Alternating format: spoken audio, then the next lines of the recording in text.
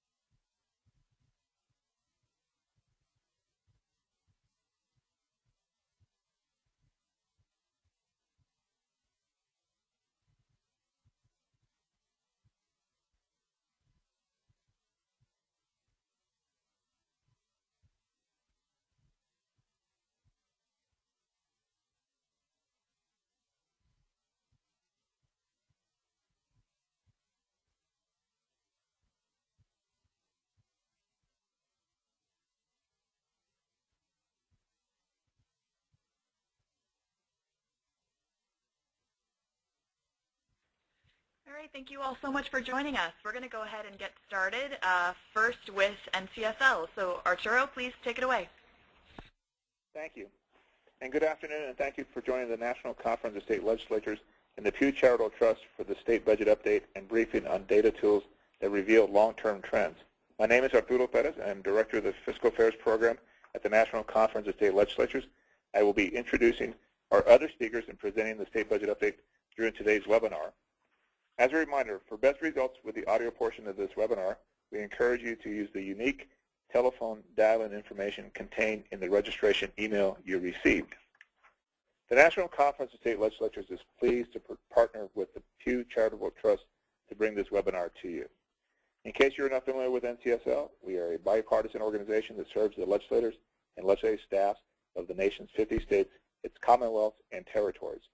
NCSL provides research, testimony, and opportunities for lawmakers to exchange ideas on pressing state policy issues.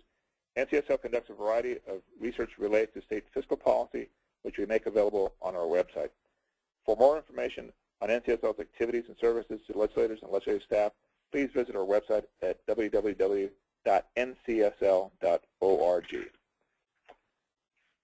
The purpose of this jointly sponsored webinar is threefold: to provide a state budget update, to explore longer-term trends through data tools like Pew's interactive Fiscal 50 resource, and to learn how this data is being used to inform policy discussions in the states. After we hear from our presenters, we will open up the discussion to include questions from the audience. To ask questions, you can simply type a question in the Q&A box in the right-hand corner of your screen. Your question will not be visible to everyone, only to the webinar administrators. We will take as many questions as possible within the time we have available. Our second speaker today, next slide, please.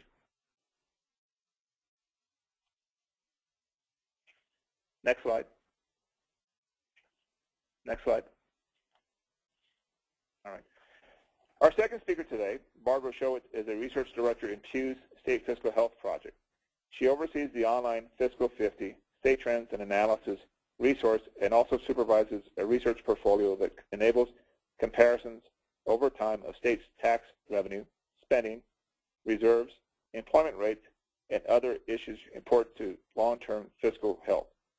She leads a team of researchers and writers to produce Pew reports on a variety of topics critical to state and local fiscal health. These have included pension and retiree health care funding in cities, public attitudes towards state budget policy, and the early effects of the Great Recession on states. Next slide, please. Our third speaker, David Rosen, is the Legislative Budget and Finance Officer and directs the Revenue, Finance, and Appropriations section of the New Jersey Office of Legislative Services, the nonpartisan staff of the New Jersey Legislature. In that capacity, he oversees the analysis of the governor's proposed budget and the preparation of the Annual Appropriations Act, the staffing of the Budget and Appropriations Committees, the fiscal analysis of pending legislation, the drafting of tax legislation, and the formulation of annual state revenue projections. Next slide, please. We look forward to hearing from our other speakers. Now, I will present the state budget update, which is based on the most recent NCSL State Budget Update Survey. Next slide, please. Our most recent survey found that state budgets are generally stable, that most states are expecting to meet their revenue estimates by year's end, or by the end of the fiscal year, and that spending is generally on target in most states. Next slide. What we also found is that in regards to major tax categories as states approach the midpoint of fiscal year 2015, we found that most states were reporting that revenues for the major tax categories were either on target or above estimate, including personal income tax collections, general sales and use tax collections, and corporate income tax collections. The importance of the personal income tax collections is that about 37% of state general fund revenues are derived from personal income tax collections, and the fact that most states, or the large majority of states, were indicating that they were on target or above estimate as they approached the midpoint of fiscal year 2015 was good news. The same goes for general sales and use tax and their corporate income tax collections as well. At the same time, there was more than a handful of states in each of those major categories, as you can see, that were indicating that revenues were below estimate at the time of the survey. Now, when we follow up with some of these states, the analysis showed that in some cases they were not too far from being on target. So this bears watching as we proceed further into FY 2015. Next slide, please. In regards to the revenue outlook for FY 2015, which we considered perhaps the most important part of the survey of states and our recent interaction with legislative fiscal offices, was the vast majority of states, in this case 36 states, indicating that they were expected to meet their forecast by the close of fiscal year 2015, which for most states will occur on June 30th of this year. Additionally, there was another 5 states that were indicating they were expecting to meet their forecast, or I'm sorry, to exceed their forecast for 2015, and only 6 states indicating that they were unlikely to meet their forecast by the close of fiscal year 2015. So all in all, a fairly good report on states and their projections for revenue, the revenue outlook through the remainder of fiscal year 2015. Next slide, please. These next 2 slides provide a comparison of general fund spending and revenue growth as appropriated for the current year. This first slide looks at general fund spending, comparing it between FY 2015 and 2014. In 2015, states on an aggregate basis are expecting or projecting that revenues or spending would grow at about 3.5% growth compared to 4%, which was the year-end reporting for states in FY 2014. So just slightly below the projection. At this point, it could very well change when we follow up with states after the close of fiscal year 2015. Next slide, please. This slide looks at general fund revenues projected growth in FY 2015 compared to last year. 3.2% growth is the projected rate for states in 2015, and this compares to 0.8% growth rate in 2014.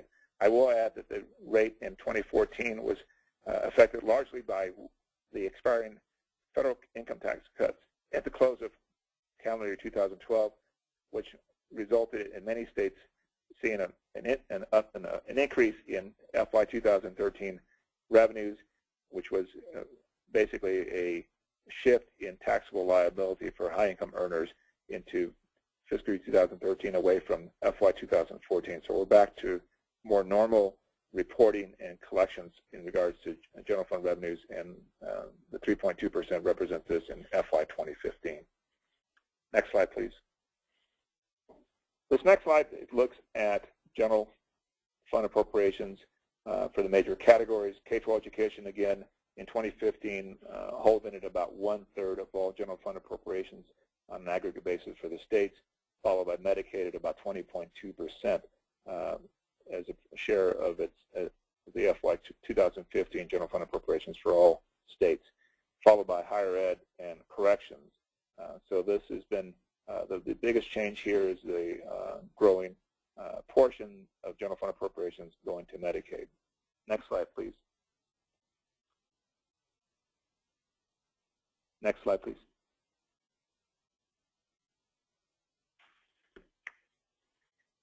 If you can move to the next slide, Brian. Okay. If you can bear with us for a second, we seem to have a little technical difficulty here in the advancing the slides.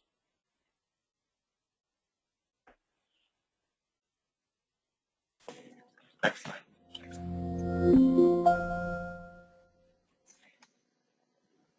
This slide looks at the growth rates for the major categories in FY 2015. Our latest reporting indicated that Medicaid was expected to grow at the fastest rate of any of the major programs at a rate of 6.4%, followed by higher education. Medicaid, again, has been one of those programs that has been either at the top or near the top for several years now, reflecting the high growth that states are reporting for their Medicaid-related programs. K-12 and corrections round out the rates of growth here for FY 2015, with corrections growing at a relatively slow rate of 1.2%, again, for all states, which has been somewhat of a surprising development in recent years, but of note. The next slide, please. In summary, the state fiscal situation for the states, based on our most recent survey, finds that good news being reported by legislative fiscal officers in regards to the relatively stable state fiscal situation has been reported in most states. But at the same time, the survey found that there is concerns being expressed regarding the longer-term outlook as less stability and predictability entering into the picture. Next slide, please. The reasons for this revolve around revenue concerns in terms of the longer-term outlook, as well as the continuing spending pressures being reported from some of the major programs like Medicaid and K-12 education, as well as some of the other programs. And finally, the ongoing concern as the next economic downturn will be affecting state finances. So that is the big question mark out there that was being expressed by more than a few legislative fiscal officers, and it's one that remains a concern the longer we go since the last recession. And finally, the next slide. That is the question of the falling oil prices from their highs this past summer to where they are today. Before we came on this afternoon, the price for oil that was reported was down again to about $45.20 this afternoon. For states that are non-oil producing states, it has been reported to have been or expected to be a net positive for the large part, but for those states that are oil producing states, it's been much more of a concern. But it appears that it would be a net positive for the U.S. economy and for most states at this point. Next slide. With that, we will go ahead and turn the program over to Barb Rashowitz, and she will begin her presentation on the Fiscal 50. Welcome, Barb. Next slide. Good afternoon, all, and thanks, Arturo, and thanks for bringing us up to date. But now I'm going to invite everyone to zoom out, actually, and not focus so tightly on the budget. So let's widen the lens and look at some ways that states are affected by the accumulation of year after year of budget decisions and taxing decisions and policy decisions, and that comes amid ever-changing economic conditions.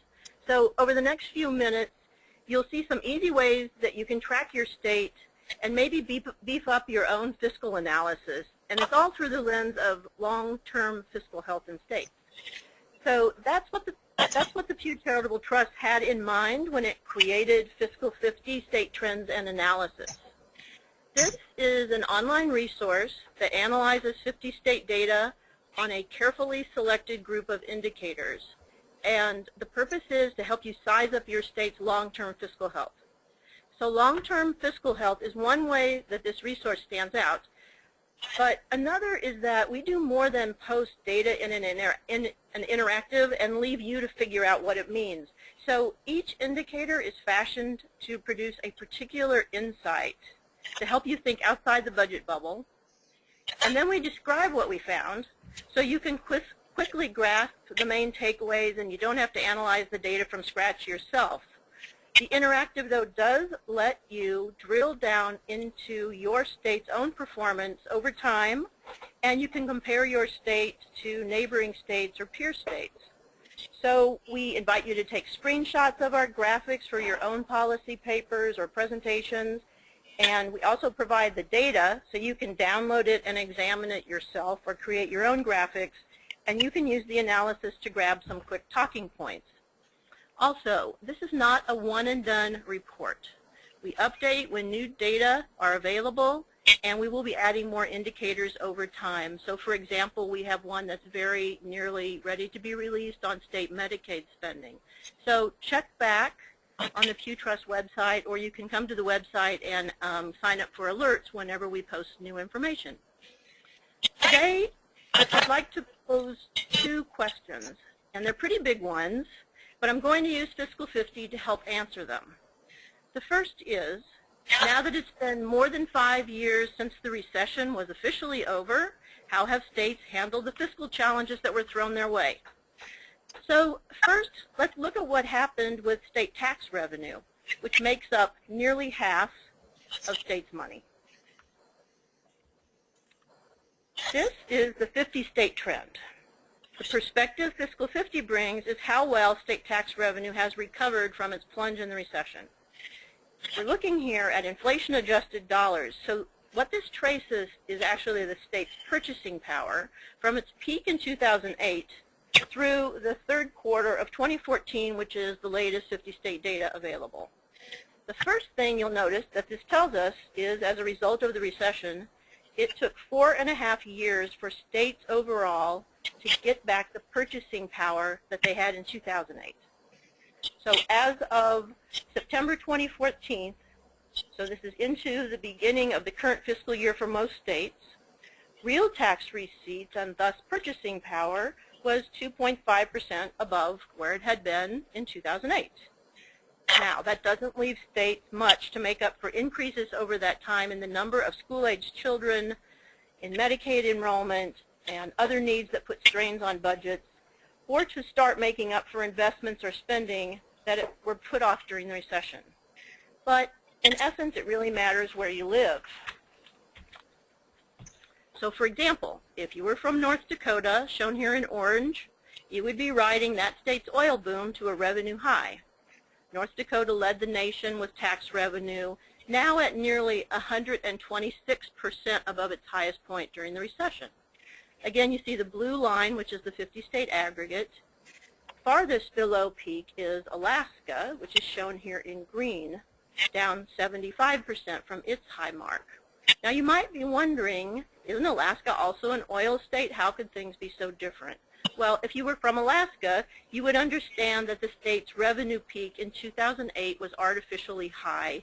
It resulted when crude prices were at their all-time high, and it was just when a new oil tax had taken effect. But as you can see, Alaska's tax revenue in today's dollars has been falling for the last 7 quarters, and that was even before oil prices fell by half this past summer. In Fiscal 50, you can create this same kind of a graphic and compare up to 3 states at a time.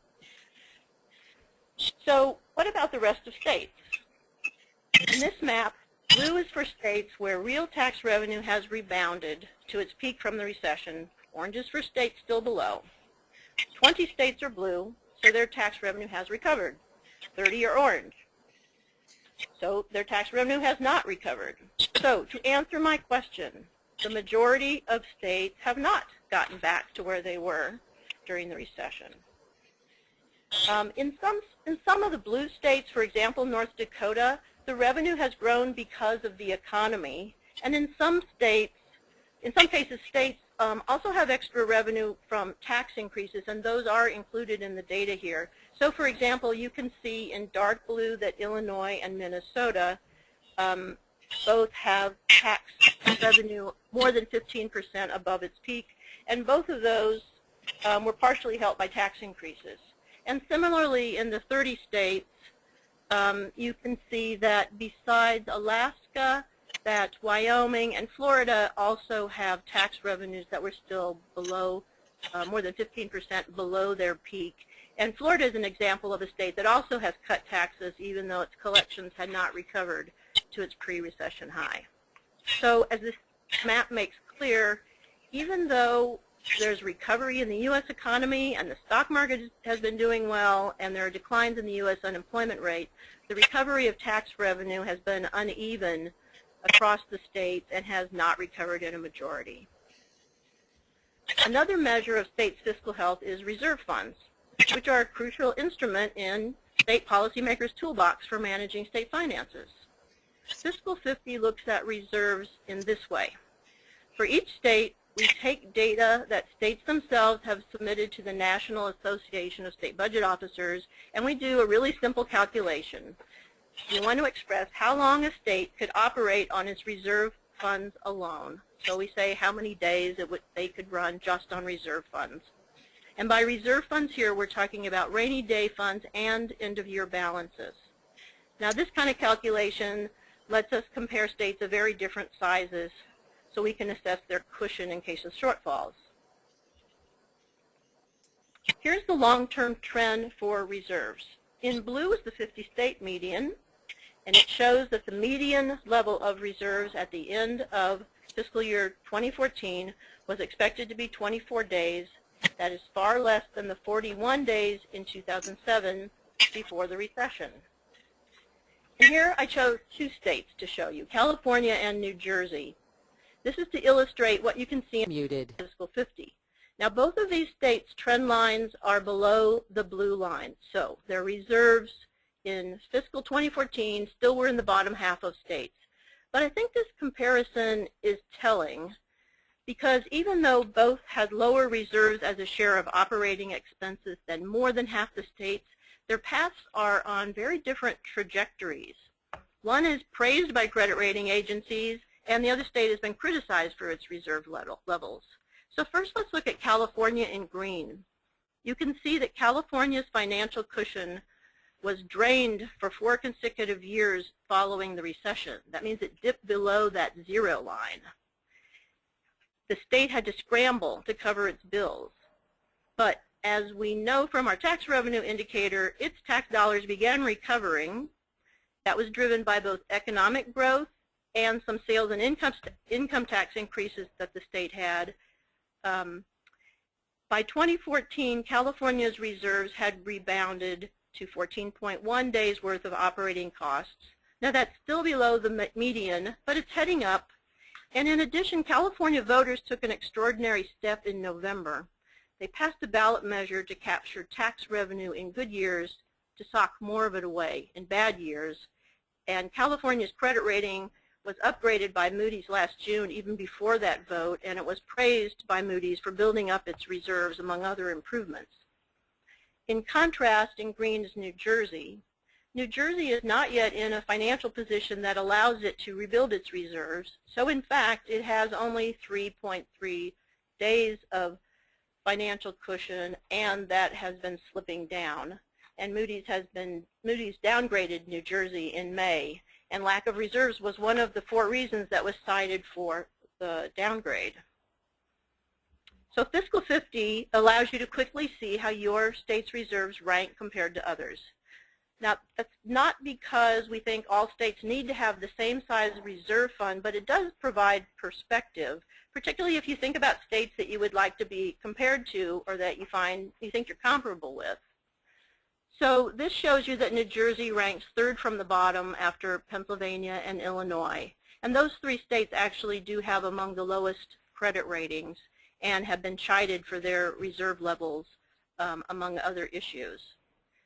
So conversely, let's look at the states that have the largest reserves. At the top there, in fact, it busts the chart, is Alaska. That was because at the end of fiscal year 2014, it had 664 days worth of operating expenses, so almost 2 years worth. Now, that's going to be changing because of the budget bind that Alaska finds itself in because of the sharp drop in oil prices. There's a chance that they may need to use some of the reserves. But that isn't even counting Alaska's permanent fund, which it sets aside to pay dividends to residents and save for the day when its oil reserves are depleted. After Alaska, the states that had the greatest financial cushions measured as days of operating expenses included Wyoming, North Dakota, Nebraska, West Virginia. Now, you might notice that these are states where the economy is heavily based on energy or also agriculture. So you can see your own state's ranking along with whether it is above or below the 50-state median if you go to Fiscal 50. So overall, how do states do on reserves? Well, progressing like tax revenue, but not yet recovered. So now let's look at a third important indicator of states' recovery from the recession, and that is jobs. When it comes to fiscal health, of course, state employment situations have effects on state money in the form of tax revenue, and also state money out in terms of greater spending on assistance programs for those without paychecks. Now, you're probably used to hearing this tracked through the unemployment rate, but that tracks only the people who are looking for a job and cannot find one. It doesn't include workers who have given up looking for a job altogether, who just aren't working, and it doesn't take account of growth in the population.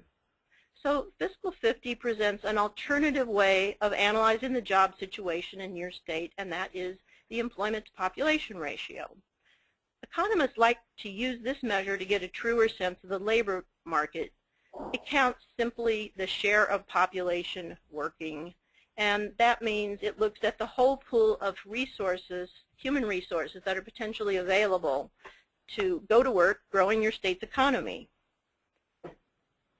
As I mentioned, it takes population growth into account, and in addition, we have narrowed this to look just at adults in their prime working years, ages 25 to 54. So we did this so we would not have distortions from college students or retirees. We're just trying to look at the core workforce. What we found is that in 2007, leading up to the recession, nearly 80 of every 100 people ages 25 to 54 in the U.S. had a job. That's all the green people. Flash forward to the end of 2014. Well, after the recession had ended, only about 77 of every 100 in that age group were working. So for every 100 prime age adults in the U.S. in 2014, about 3 fewer were working last year than were before the recession. That 3 is the change that we measure for each individual state. So let's look at an individual state. In 2007, in New Mexico, 79 of every 100 prime age adults had a job. By 2014, only 71 were employed. So for every 100 adults in this age group, essentially 8 fewer were working than before the recession hit. By this measure, New Mexico is furthest from its pre-recession employment rate of any of the 50 states. Now, this is a powerful example of some weakness in New Mexico's job situation that you just might miss if you looked only at unemployment rates. Its unemployment rate of 6.1% in December placed it in the middle of the pack of states, 34th going from highest to lowest. But this shows you something else is going on. And this difference, this 8 that I mentioned for New Mexico and the 3 for the U.S., is what we've measured for all the states. Now, if you go to Fiscal 50, you actually won't see little green men. What you'll see is something like this, which is a bar chart. And I'm showing you the latest data that we have through the end of 2014. It will be updated on our site probably next week. We've done all our analysis, and it's about ready to go. So by this measurement, the employment to population ratio, no state, not even Texas with all of its tremendous job creation, had a statistically significant increase in the share of prime-age adults with a job compared to pre-recession. So in other words, even Texas didn't have enough jobs to keep up with its tremendous population growth. We can't be sure when we see something that is statistically insignificant that it is caused by employment. It could be the statistical samples, the survey samples that are being used to collect this kind of data. But what we can be confident of are what we see there in orange. And what we found is that 28 states had statistically significant decreases, with the largest in New Mexico, followed by Nevada, Washington, West Virginia, and Georgia. So again, back to my question, how have states coped? Even though the unemployment rate is dropping, labor markets in the majority of states have not recovered from the recession, and there's still some weakness going on in the workforce. In total, what I've covered, and just to recap, the majority of states have yet to recover from the recession in terms of 1, tax revenue, 2, financial cushions, 3, employment rates. So now let me go to the next question. Let's put the recession aside, and let's talk about what other long-term trends can point out strengths or vulnerabilities in states' fiscal health.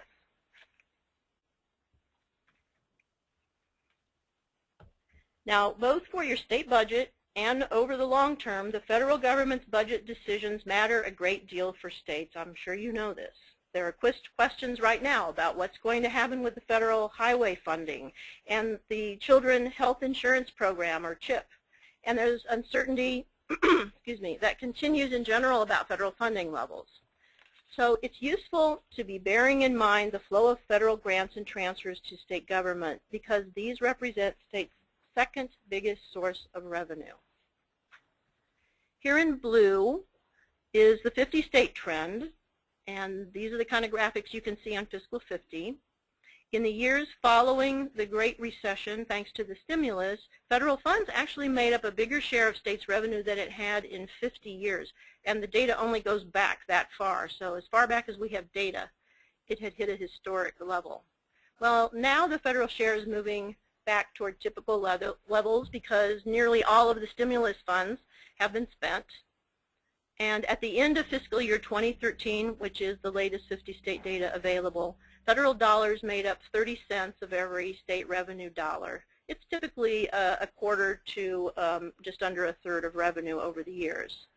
So also shown here are the states where federal dollars made up the greatest and smallest shares of their general state revenue. Mississippi has the highest share at 42.9%. A big part of that is that Mississippi has the highest federal matching rate for Medicaid funds in the country.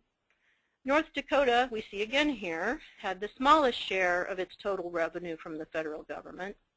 Now, its Medicaid match, of course, isn't as great as Mississippi, but what's going on in North Dakota is that it just had a great deal of state revenue from oil production, and this is a ratio of federal funds to state revenue, and so that pulled its share down. And again, these trends are available for all states. One thing to point out before we leave this slide is that you see the trend lines heading down as federal stimulus aid was phased out there at the end. And this was also because states' revenues were growing. But this was a period that states have already lived through in which they had the challenge of having to figure out how to make up or do without that extra federal cash that they had.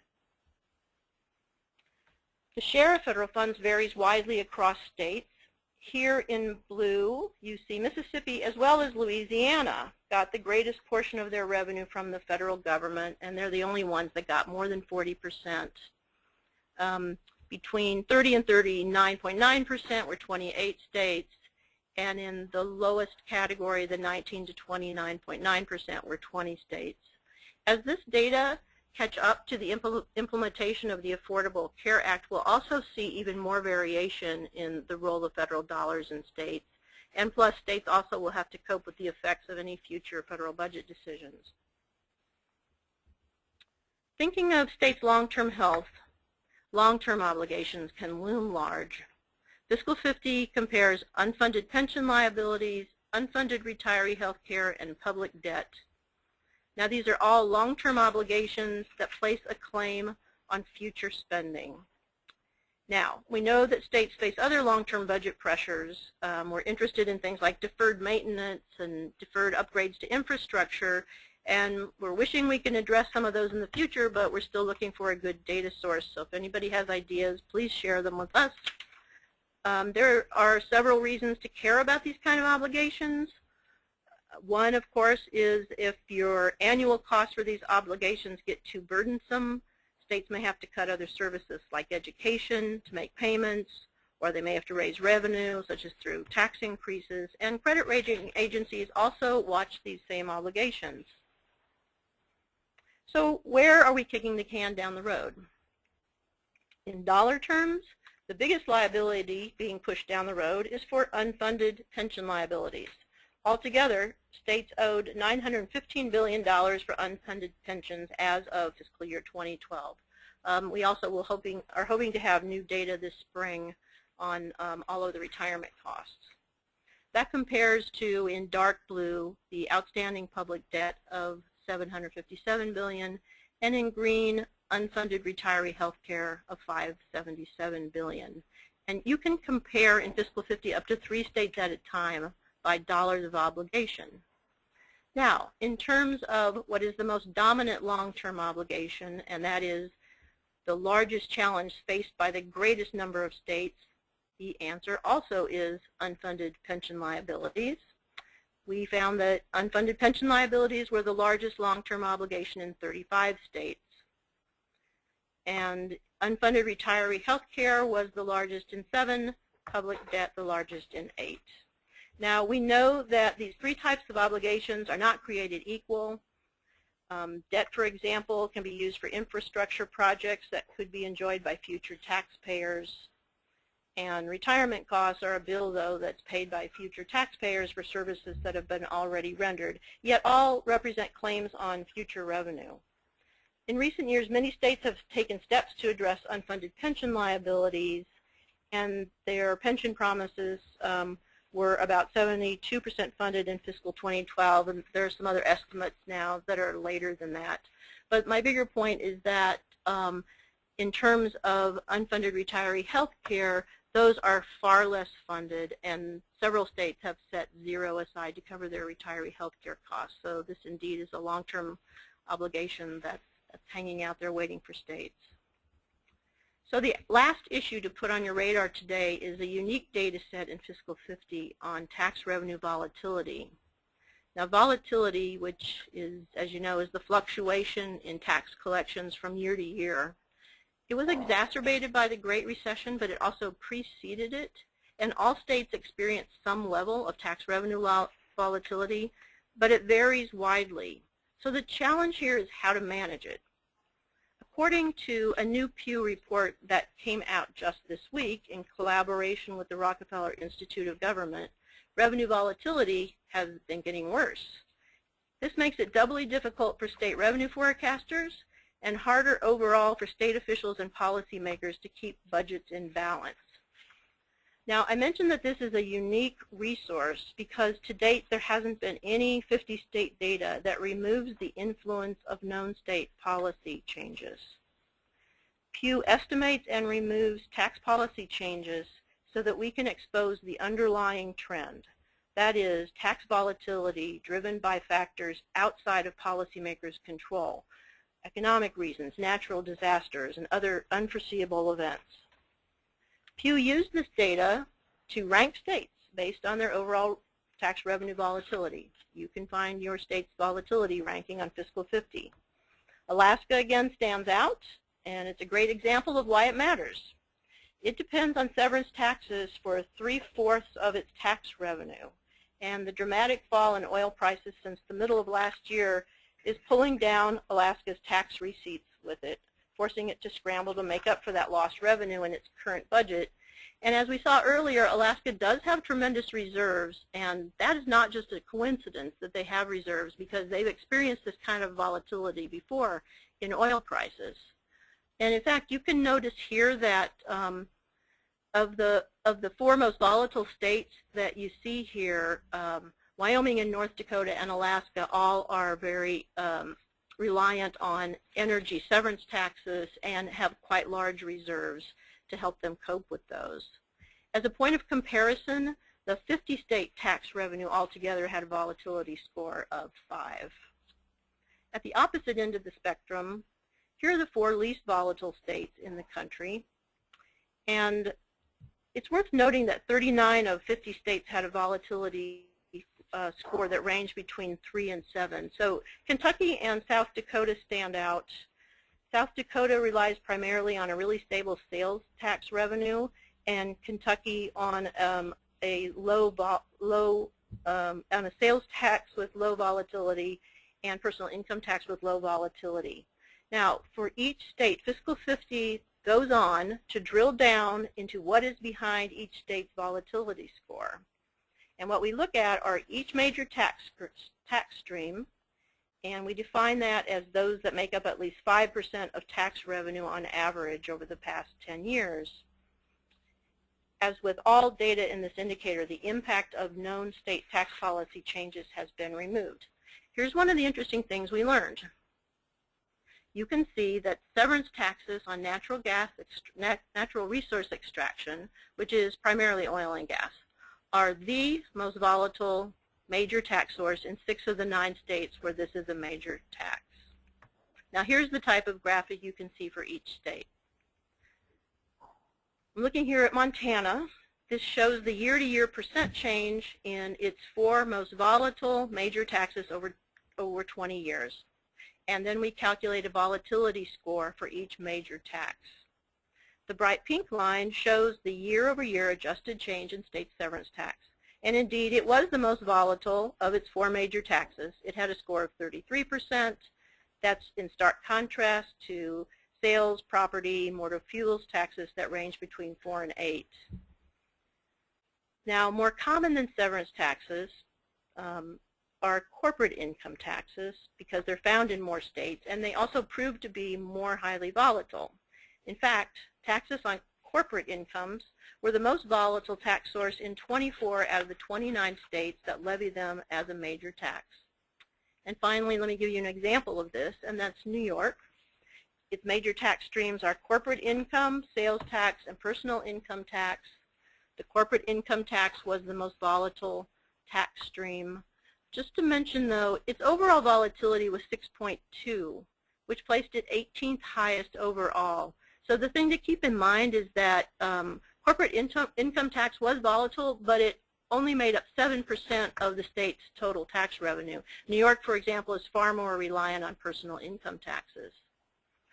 So in conclusion, other long-term factors that strengthen or weaken states' fiscal health: potential changes in the role of federal funds, unfunded retirement costs, and a failure to properly prepare for tax revenue volatility.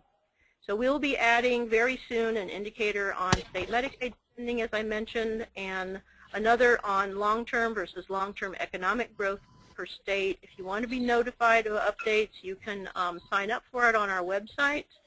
And you can also let us know what you would be interested in finding in Fiscal 50. I think if you delve in, you'll see even more than I've been able to give you a taste for today.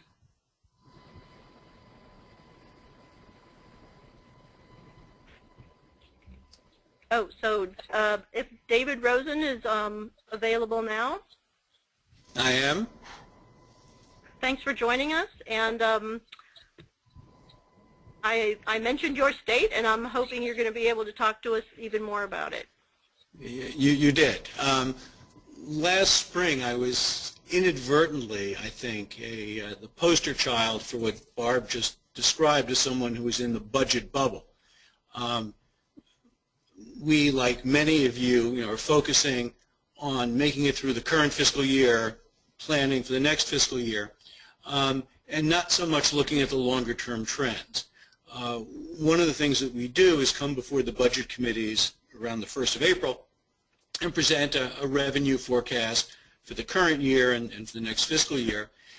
And much of that conversation, frankly, is focused in the last couple of years on different forecasts between us and the administration, and the underperformance in each of the last number of years of actual revenue collections against the expectations built into the governor's budget, and how we were going to cope with that. And those are real pressing problems, and we deal with those every year. But just about this time last year, as we were getting ready to do our testimony, I literally stumbled across Fiscal 50. I don't remember exactly how it was that we found it, but I was really struck by this, this graph which shows the tax revenue rebound or non-rebound from the peak in 2008. Because what this let us see was that we've had bad performance for the last number of years, and we knew that, but we really missed, or at least I missed, the cumulative effect of that and the long-term impact of it. And when we graphed this, I mean, we saw how far below we were. And it led to, I think, an interesting discussion and a very valuable additional feature to what we talked about. First of all, graphically, I mean, the story here is pretty clear. That New Jersey is not doing very well, and we sort of knew that at one level, but this quantifies it and makes it visible. And the other thing was, as Barb noted, that when you go into this, you can download the data set as well. And we did that, and we looked at the numbers. We sort of, and one of the things that led us to ask was, gee, where would we be in New Jersey if we were performing like the 50 states, or like our neighbors, New York or Pennsylvania?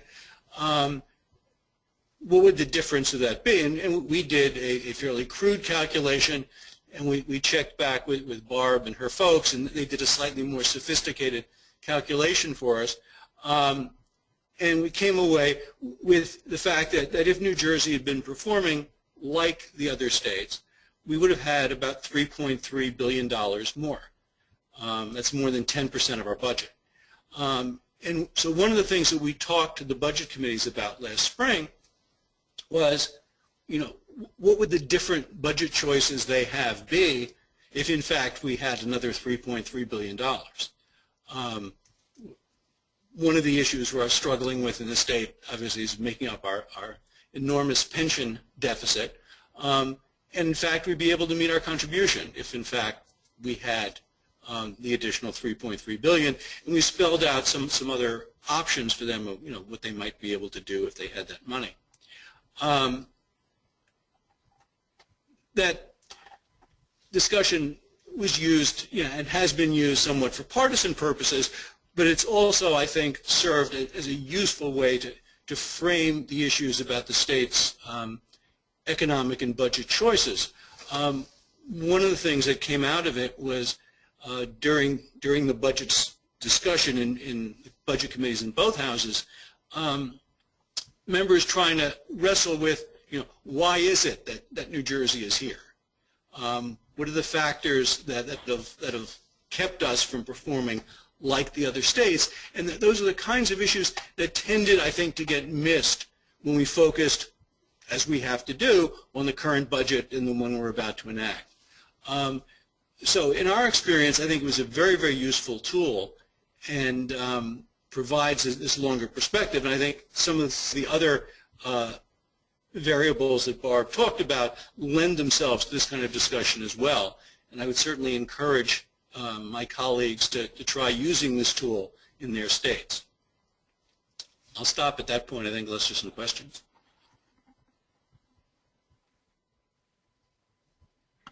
Okay, great. So now we are ready to take your questions. Just a reminder, you can submit a question by clicking on the control panel on the right side of your screen. And when you do so, enter your query in the questions box. We've got one that has come in for Arturo. Arturo, how do you view state education spending trends, both for universities and K through 12? And what are the longer-term implications of this? As noted in the presentation earlier, higher education was growing at a much faster rate this current fiscal year compared to K-12 education.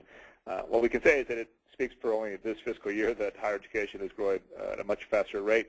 When we've gone to the states in the past, and especially post-recession, it has not been surprising to see higher education grow at a faster rate. And when we've asked, and the response has been provided to us, it's usually noted that it's been a makeup year for higher education for the cuts that took place during a downturn or during a recession. And I think that's what we're looking at, again, in the current fiscal year.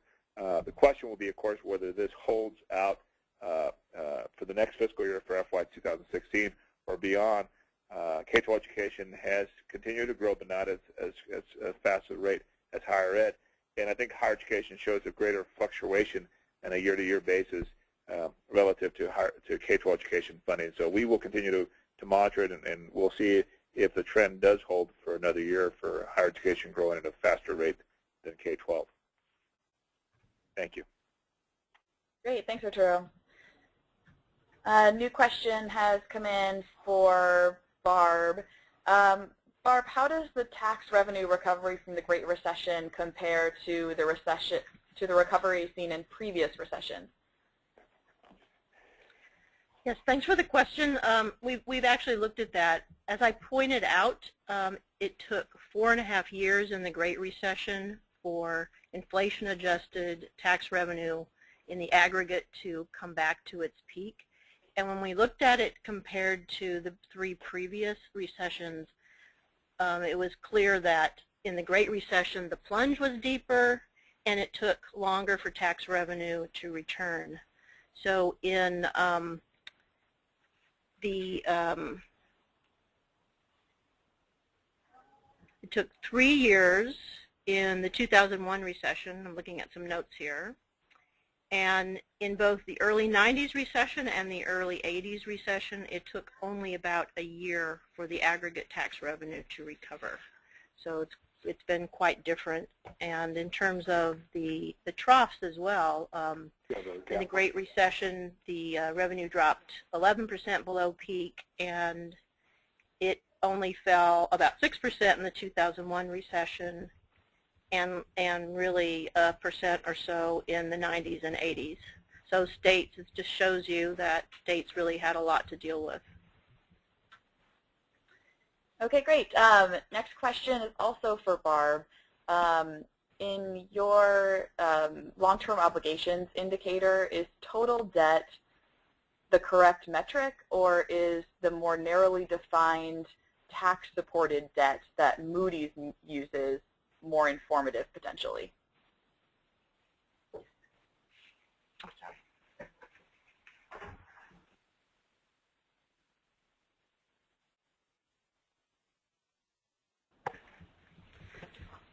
Right. To get the 50-state data that would be comparable, we ended up using the census data, and that captures all of the debt that's outstanding in a state. And so it's a larger measure than net tax-supported debt. Okay, great. Next question has come in for Arturo. After the recession, state budget caps were very large for about 4 fiscal years. Are there any budget gaps this fiscal year that states are required to close? Thank you for the question. There are several states that we are monitoring in regards to their developing budget gaps, both for the current fiscal year and projected for FY 2016.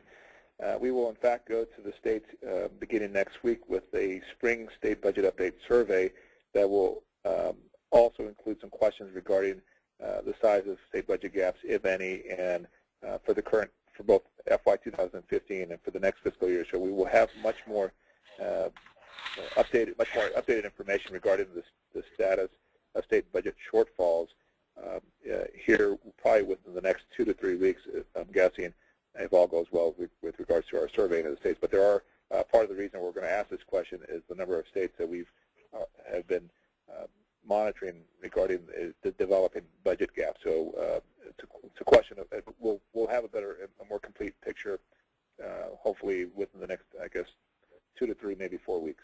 Thank you. Great, thanks. Next question has come in for Barb. Barb, you said that you adjusted your tax revenue volatility indicator for tax policy changes. Can you explain a bit more about how you did that? Yes, thanks.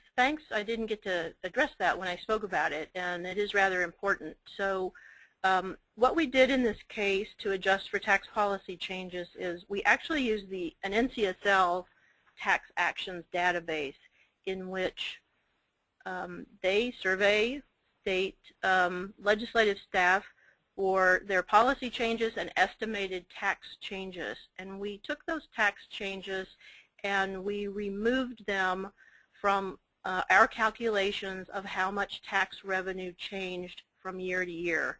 The reason that you do that is because if you left them in, you'd see either a peak or a drop that would be attributed to policymakers' actions. So by removing those, we've taken out policy changes, and instead we see how tax revenue changed on its own by factors that were outside of policymakers' control. Okay, great. The next question is again for Barb. You mentioned that Pew just released a new report on revenue estimating and volatility. What did that report show? This is actually an update of a report that we'd done previously. So the new report is called Managing Volatile Tax Collections in State Revenue Forecasts. And it was done in collaboration with the Rockefeller Institute of Government that actually released some of this data as a technical report. And well, what it found is that state tax collections are harder to predict than ever. And they found that forecasting errors had actually grown, and that was driven by that revenue volatility. So between 2000 and 2013, revenue volatility had increased in 42 states. All right, thanks for that, Barb. And if anyone has any additional questions, you can ask a question by using the control panel on the right side of your screen. Just enter your query in the questions box.